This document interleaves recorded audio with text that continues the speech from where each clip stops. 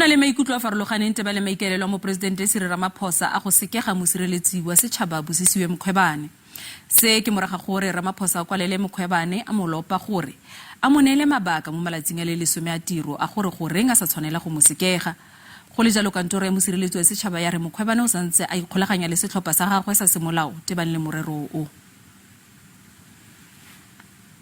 We look forward to the speedy finalization of this inquiry, given the crucial role that the Public Protector plays in fighting corruption and maladministration in the country, and the lengthy delays that have already taken place in the finalization of this process. The economic freedom fighters reject Cyril Ramaphosa's premature and dictatorial attempt to suspend the Public Protector.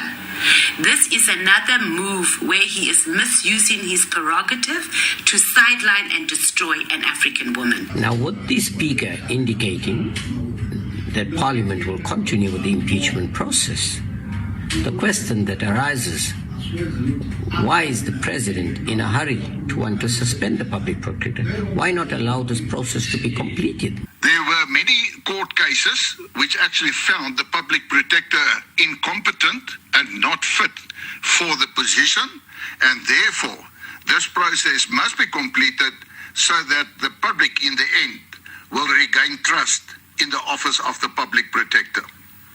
As the ATM, we are of the view that President Ramaphosa is highly conflicted on the matter, and his actions can only be seen as a self-serving action for self-preservation interests. President Cyril Ramaphosa must not waste time to suspend the Public Protector Busisiwe Mkhwebane from that office.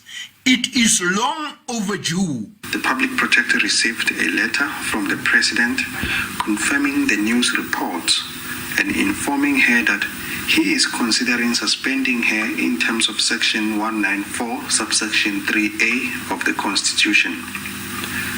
The letter further invites the Public Protector to, within 10 working days, provide reasons why the President should not take such a step.